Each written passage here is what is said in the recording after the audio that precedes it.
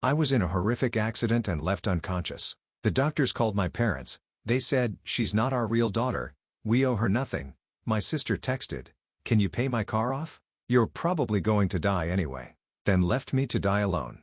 A week later, they arrived saying, "Where's her will? She must have left us everything." But my hospital bed was empty. Just a letter on the pillow. And the moment they read it, their faces went white. I never thought my life would become the kind of story you read on revenge forums, but here I am, typing this from my new apartment 3 states away, finally ready to share what happened to me 8 months ago. My name is Haley, and I was a high school English teacher in suburban Ohio. I loved my job. There's something magical about watching a student's face light up when they finally understand Shakespeare or nail their proper essay. I've been teaching for 8 years ever since I graduated college at 22, and I thought I had a pretty good life. Sure, my family could be difficult sometimes, but I figured that was normal. Everyone has family drama, right? I should probably explain about my family situation because it's crucial to understanding everything that happened. I was adopted when I was 3 years old by Daniel and Grace Kim. They already had a biological daughter, Allison, who was 5 at the time. Growing up, I always felt like there was something different about how they treated me versus Allison, but I convinced myself I was being oversensitive. Allison got the newest clothes, the better Christmas presents, the family heirlooms. When it came time for college, Allison got a full ride paid by our parents to a prestigious private university, while I had to take out student loans for state school. But they always had reasonable explanations. Allison had better grades. She was more responsible. She needed the opportunities more. I spent my entire childhood and young adulthood trying to prove I was worthy of their love. I became a teacher partly because Daniel and Grace always talked about how important education was. I sent them money when they had financial troubles. I visited every holiday, brought thoughtful gifts, remembered every birthday and anniversary. I genuinely believed that if I just tried hard enough, I could earn the same love they showed Allison. Allison, meanwhile, had to develop quite the entitled attitude. She was 32, 2 years older than me, and had never held a job for more than 6 months. She lived in an expensive apartment that Daniel and Grace helped pay for, drove a BMW that was somehow always having payment issues, and seemed to think the world owed her everything. But she was their real daughter, so I kept my mouth shut and played the supportive little sister role. The accident happened on a Tuesday in November. I was driving home from parent-teacher conferences around 9 p.m. It had been a long day. I'd met with parents of struggling students, trying to figure out intervention strategies and support systems. I was tired but felt that good kind of exhausted that comes from meaningful work. I was stopped at a red light about 2 miles from my apartment when a drunk driver ran the light and slammed into my car at 45 miles per hour. The impact was on the driver's side, and my car spun twice before hitting a telephone pole. The last thing I remember was the sound of shattering glass and then nothing. I found out later that I was unconscious for 6 days. The paramedics had to use the jaws of life to get me out of the car. I had a severe concussion, 3 broken ribs, a punctured lung, a shattered left arm, and internal bleeding that required emergency surgery. The doctors weren't sure I was going to make it through the night. Since I was unconscious and couldn't provide emergency contacts, the hospital went through my phone and called the most frequently dialed numbers. The call went to Daniel and Grace. I wish I could say I was surprised by their response, but honestly, some part of me had always known this moment would come eventually. The nurse later told me exactly what happened, and I'll never forget her words. The nurse, whose name was Patricia, called Daniel's number. She explained that I'd been in a serious accident and was in critical condition at St. Mary's Hospital. She said Daniel was quiet for a long moment before asking, "Are you sure you have the right person? Haley Kim?" When Patricia confirmed it was me, Daniel said, "Well, she's not really our daughter. She's adopted. We don't really have any responsibility for her anymore." Patricia, bless her heart, was shocked. She explained that I was listed as having them as emergency contacts and that I was in very serious condition. She asked if they would be coming to the hospital. Grace had apparently taken the phone at that point. "Look, we took her in when she was little because we felt sorry for her, but she's an adult now. She has her own life. We have our own family to worry about. If she doesn't have insurance, that's not our problem." Patricia tried to explain that this wasn't about insurance, that I was critically injured and needed family support. Grace's response was, "She's not our real daughter. We owe her nothing. Don't call this number again." And they hung up. Patricia was so disturbed by this interaction that she made a note in my file about it. She'd been a nurse for 22 years and had never encountered anything like it. The call went to Allison. Her response was somehow even worse. When Patricia explained the situation, Allison's question was, "Is she going to die?" Patricia said she couldn't give specific prognosis information to non-immediate family, but that I was in critical condition. Allison then asked, "Well, if she dies, what happens to her stuff?" Patricia was again shocked and explained that I was fighting for my life. Allison's response was, yeah. But, like, she probably has some money saved up, right? She's always been super responsible with money, and she has that nice apartment with all the furniture she's always bragging about. When Patricia tried to redirect the conversation to my immediate medical needs, Allison actually said, look, can you just call me back when you know if she's going to make it or not? I have plans tonight. But Allison wasn't done. Over the next week, while I was unconscious and fighting for my life, she sent me text messages. The nurses documented them in my file as part of my care record, and Patricia showed them to me later when I asked about family contact attempts. The message came the day after the accident. Hey, Haley, I heard about your accident. That sucks. BTW, I'm having some money trouble. Could you log into your bank account and pay off my car? It's only, like, $8,000 left. You're probably going to die anyway, so you won't need the money. Let me know. The message came 3 days later. Haley, I'm not sure if you're getting these, but I really need that car payment sorted. Also, I was thinking, if you don't make it, can you make sure your will says I get your apartment deposit back? And your TV is really nice. Just trying to be practical here. Hope you're okay or whatever. The message was the most devastating. Okay, so Mom and Dad said you're probably not going to wake up. That's really sad, but I've been thinking about practical stuff. Can you Venmo me? Like, $15,000? I know you have it saved up because you're always talking about being responsible with money. You literally might die, so it's not like you'll miss it. I promise I'll use it for important stuff. Please respond soon because I have bills due. Reading those messages when I finally woke up was like getting hit by that drunk driver all over again, but it clarified something I'd been in denial about my entire life. I had never been part of this family. I had been a charity case that had outlived its usefulness. I woke up on Monday morning of my week in the hospital. The person I saw was Patricia, who had essentially adopted me as her patient. She had worked extra shifts just to make sure I wasn't alone. When I opened my eyes, she actually started crying. Oh honey, she said, I was so worried about you. How are you feeling? I was confused and in tremendous pain, but alive. Patricia explained what had happened, how long I've been unconscious, and the extent of my injuries. Then, very gently, she told me about the phone calls and the documented text messages from Allison. I think I went through all 5 stages of grief in about 10 minutes. Denial, surely there was some mistake, some misunderstanding, then anger, which burned through me like fire. Then bargaining. Maybe if I called them myself, I could fix this somehow. Depression hit next, a crushing weight of realization about how alone I truly was. But acceptance came faster than I expected, and with it came something else, clarity. For the time in my life, I could see my relationship with Daniel, Grace, and Allison exactly as it was. I had spent 27 years trying to earn love from people who were fundamentally incapable of loving me. I had been a project, a tax write-off, a way for them to feel good about themselves. And now that I was no longer useful, now that I was actually in need, their true feelings were crystal clear. Patricia had become not just my nurse, but my advocate. She told me that several of my colleagues from school had called looking for me, worried because I hadn't shown up to work and wasn't answering my phone. My principal, Miss Morales, had even come to the hospital looking for me. Patricia had maintained my privacy according to hospital policy, but she asked if I wanted her to contact anyone. I asked her to call Miss Morales.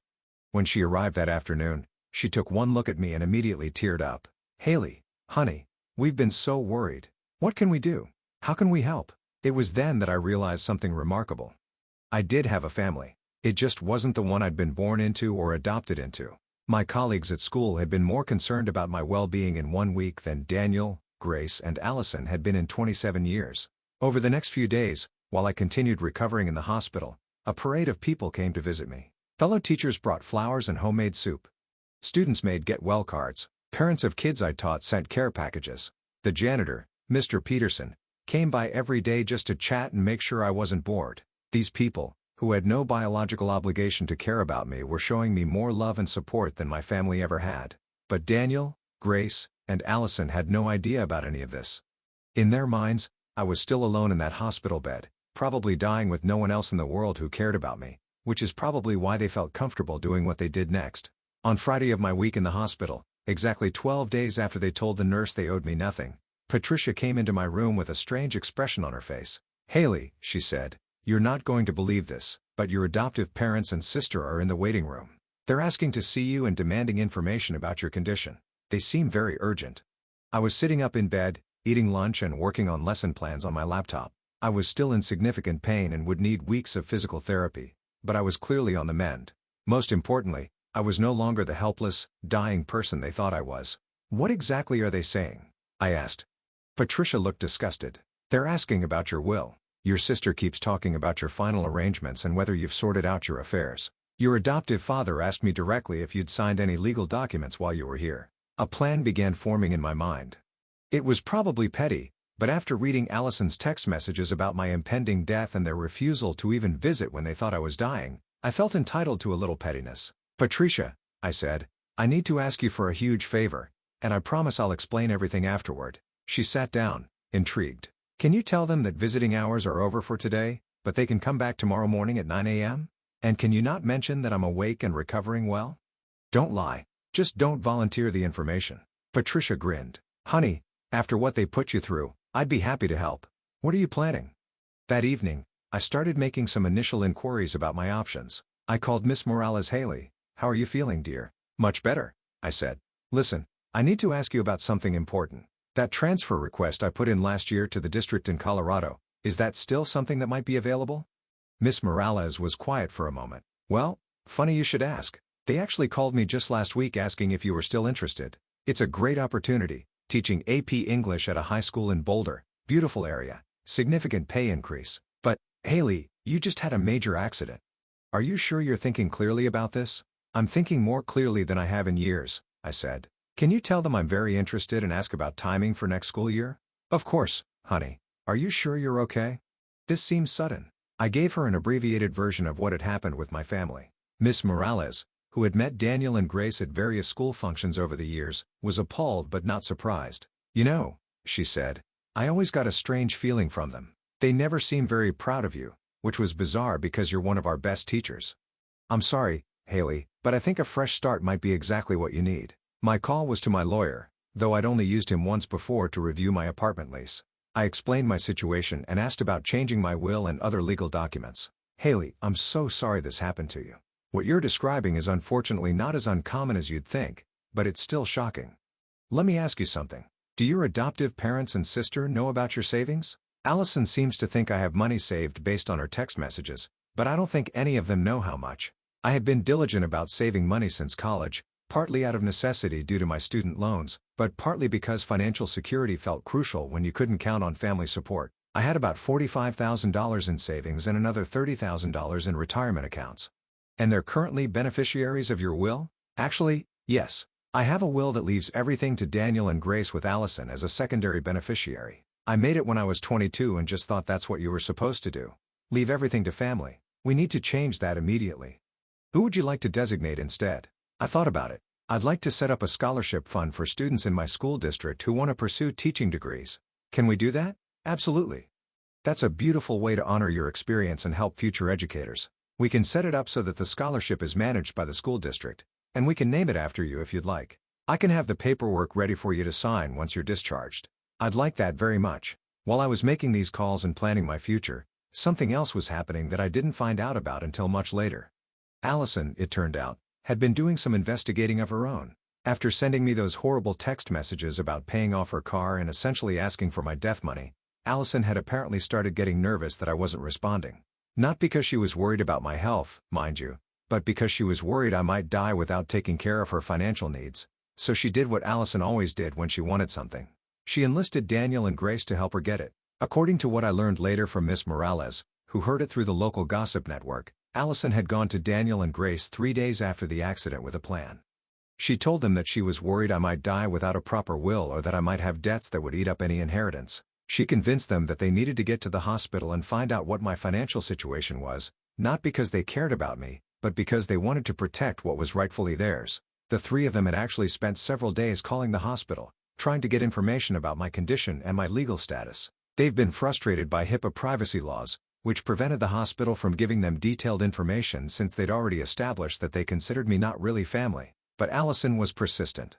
She'd called pretending to be me, trying to get information about my bank accounts. She'd contacted my landlord, Mr. Murphy, claiming to be concerned about my rent payments while I was hospitalized. She'd even called my school, fishing for information about whether I had life insurance through my employment. What Allison didn't know was that her behavior was so suspicious and inappropriate that several people had started talking about it. Mr. Murphy was disturbed enough by her call that he mentioned it to Miss Morales when he saw her at the grocery store. Miss Morales was horrified and made a point of visiting me in the hospital to make sure I knew what was happening. "Haley," Miss Morales had said during one of her visits, "I don't want to upset you while you're recovering, but I think you should know that your sister has been asking some very strange questions around town. She seems more interested in your finances than your health." That conversation had actually been part of what solidified my decision to cut them off completely. It wasn't just that they'd abandoned me when I was dying. They were actively trying to figure out how to benefit from my potential death while I was still fighting for my life. But there was more to the story that I only learned months later when Patricia and I stayed in touch through social media. Allison had apparently become increasingly frantic as the days passed without hearing from me. She'd started calling the hospital multiple times a day, demanding updates on my condition. She'd even tried to get Daniel to threaten legal action against the hospital for not providing information about their daughter. The hospital staff had started recognizing their voices and referring their calls to security. Patricia told me that by the end of the week, Allison had called so many times that they'd had to flag her number in their system. Meanwhile, Allison had also been busy on social media. She posted several status updates about her sister's tragic accident, clearly fishing for sympathy and attention. But the posts were telling in their focus. Instead of asking for prayers for my recovery, she'd written things like my sister was in a terrible accident and might not make it. Life is so short and unpredictable. You never know what tomorrow might bring. And dealing with a family crisis right now, it's so hard when someone you care about might not be able to take care of their responsibilities anymore. Several people who knew both of us had screenshot these posts and sent them to colleagues at my school who were puzzled by the tone. One of my fellow teachers, Maria Santos, had actually commented on one of Allison's posts asking how I was doing and if there was anything she could do to help. Allison's response was, "We're handling everything." Haley always said she wanted to make sure her family was taken care of if anything happened to her. Maria was so disturbed by this response that she'd driven to the hospital to check on me herself, which was how I ended up with even more visitors from my school community. The irony was that while Allison was posting on social media about what a tragedy this was for the family, not one of them had actually come to see me. They were planning for my death and inheritance while I was alone in a hospital bed, but they couldn't be bothered to spend an hour sitting with me while I recovered. This behavior pattern wasn't actually new, I realized as I lay in that hospital bed planning my escape. It was just more extreme than usual. Throughout my life, Daniel, Grace, and Allison had always been most interested in me when they thought I could do something for them. When I got my teaching job, suddenly, they were proud of me because it meant I could help with Allison's student loan payments. When I gotten a small inheritance from my biological grandmother whose identity I'd learned about through adoption records, they'd been very attentive until they'd convinced me to use the money to help with their mortgage. Even my college graduation had been about them somehow. Instead of celebrating my achievement, Daniel had spent the dinner talking about how expensive the ceremony had been and how I'd better make sure my degree was worth the investment they'd made in my adoption. Grace had spent the evening comparing my accomplishments to Allison's, making sure everyone knew that Allison was the real daughter with the better prospects. Looking back, I could see that every major milestone in my life had been reframed as either a burden on them or a benefit to them. My teaching awards were mentioned only in the context of how it reflected well on their parenting. My volunteer work was praised only because it meant I was giving back like they taught me. Even my romantic relationships had been evaluated based on what my potential partners might contribute to the family's social or financial status. I had never been seen as a complete person with my own dreams, needs, and value. I had been a project, an investment, a way for them to feel good about themselves. And now that the project required actual sacrifice from them, actual love, support, and care during a medical crisis, they were ready to abandon it entirely. But they still wanted the return on their investment. They still wanted whatever financial benefit my years of responsible saving and career building had produced. They wanted the reward without the relationship, the inheritance without the love, the benefit without the burden. As I made my plans to disappear from their lives, I felt a strange sense of completion. For the time, I was going to give them exactly what they'd always given me. Nothing. No more emotional labor. No more financial support. No more trying to earn love that was never available in the place. No more pretending we were family when we were really just strangers who happened to share a legal history. The beautiful thing about my plan was that it wasn't cruel in the way their abandonment had been cruel. I wasn't leaving them in a medical crisis or a moment of genuine need. I was simply removing myself from a dynamic that had never been healthy or reciprocal. I was finally accepting their assessment of our relationship and acting accordingly. If I wasn't their real daughter, then they weren't my real parents. If they owed me nothing, then I owe them nothing. If I was nothing to them, then they could be nothing to me. It was, in a way, the most honest our relationship had ever been. That evening, I sat down and wrote a letter. I wrote several drafts, actually, trying to strike the right tone. I didn't want to be cruel, but I wanted to be clear. I wanted them to understand exactly what they had lost and why. The final version read, "Dear Daniel, Grace, and Allison, if you're reading this, it means you've come to the hospital expecting to find a dying woman and instead found an empty bed. I'm sorry to disappoint you, but I'm very much alive and recovering well. I know why you're here." Allison's text messages made your intentions quite clear. You're here for my will, for my money, for whatever you think you can get from my death. You're here for the same reason you've always participated in my life when you thought there was something in it for you. When the hospital called you 12 days ago to tell you I was critically injured, you told them I wasn't your real daughter and that you owed me nothing. You refused to come. You refused to help. You abandoned me when you thought I was dying. But now that you think there might be an inheritance, you're suddenly interested in my well-being. Now I matter enough for you to take time out of your day. The irony is that you're absolutely right. You owe me nothing. You never did. I spent 27 years trying to earn your love, trying to prove I was worthy of being part of your family. I sent you money when you needed it. I visited every holiday. I remembered every birthday. I supported Allison through every crisis and unemployment stint and financial emergency. I did all of this because I thought that's what family meant. But family isn't about obligation or debt or who owes what to whom. Family is about love, support, and showing up when it matters. And by that definition, you were never my family at all. My real family showed up when I needed them. My colleagues visited me every day. My students made cards. Parents sent care packages. My principal cried when she saw me injured. These people who had no legal obligation to care about me showed me more love in 2 weeks than you showed me in 27 years. So let me make this very clear. You owe me nothing, and I owe you nothing. We are nothing to each other, just as you wanted. You will not be inheriting anything from me because you are not my family. My will has been changed, and everything I own will go to create scholarship opportunities for future teachers, people who actually make the world better instead of just taking from it. Allison, I hope you figure out how to pay off your car without relying on someone else's potential debt. Daniel and Grace, I hope you enjoy your relationship with your real daughter since she's apparently the only one who matters to you. I won't be returning to Ohio. I won't be visiting for holidays. I won't be sending money or birthday cards or Christmas presents. I won't be available for Allison's next crisis or your next financial emergency. You wanted me to be nothing to you. And now I am. Don't try to contact me. Don't try to find me. I'm starting over with people who actually value me, and you are not invited to be part of that new life. This is goodbye forever. Haley, P.S. Allison, you might want to start looking for a job. I heard that's how most people pay their bills. I printed the letter on hospital stationery and sealed it in an envelope addressed to the Kim family. Saturday morning, Patricia helped me execute the final phase of my plan. I was being discharged that day anyway. My injuries were healing well, and I could continue recovery at home. Over the next several weeks, I would finalize all the arrangements I had started for my hospital bed.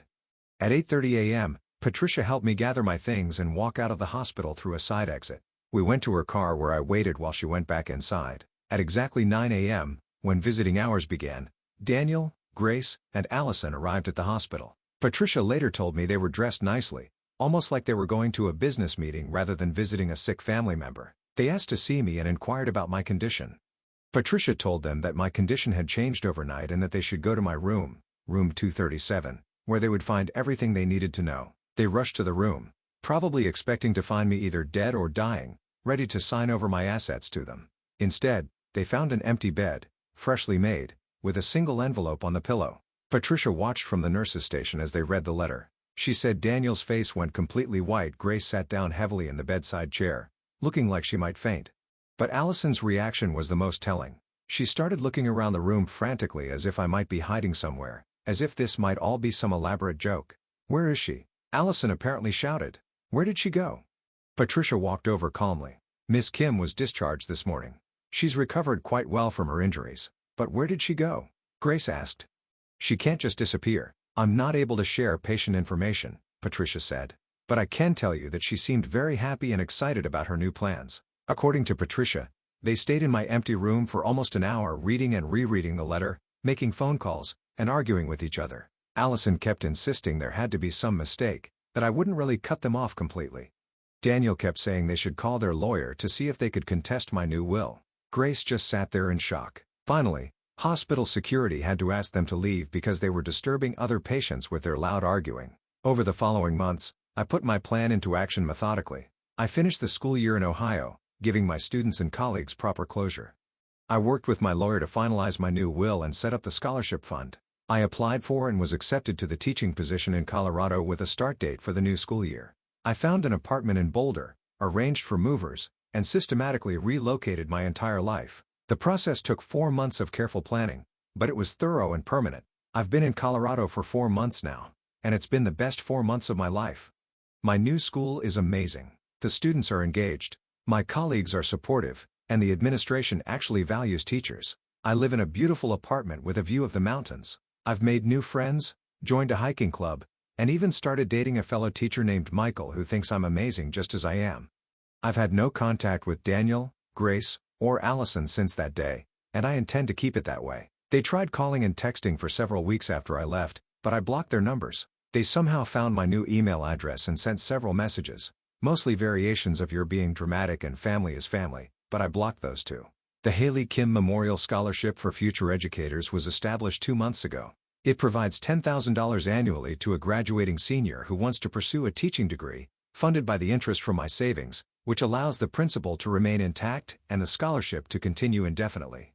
The recipient was a young man named Marcus whose essay about wanting to teach because every kid deserves someone who believes in them made me cry happy tears. I think about that night sometimes, the night of the accident, and I realized it was the best thing that ever happened to me. Not the physical trauma, obviously, but the clarity it gave me. It forced me to see the truth about my relationship with the people I called family for most of my life. It freed me from the endless cycle of trying to earn love from people who were never going to give it.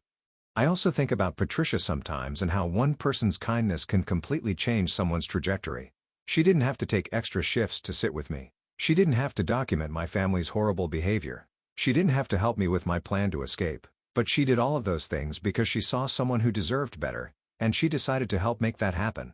The other day, I got a card from my old school. Inside was a note from Miss Morales. "Haley, we miss you terribly, but we're so proud of you for choosing yourself." The scholarship recipient wrote a thank you letter. I'm enclosing it because I thought you'd like to see how you're still making a difference in young people's lives.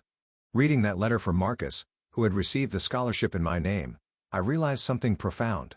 I had created more of a positive legacy in 4 months than Daniel, Grace, and Allison had created in their entire lives. By choosing to invest in others instead of focusing on what I could get from them, I had built something beautiful and meaningful, and that, more than any revenge I could have planned, feels like the real victory. I heard through the grapevine, Miss Morales occasionally updates me on local gossip that Allison finally retail store because Daniel and Grace couldn't afford to keep supporting her expensive lifestyle without my periodic financial contributions.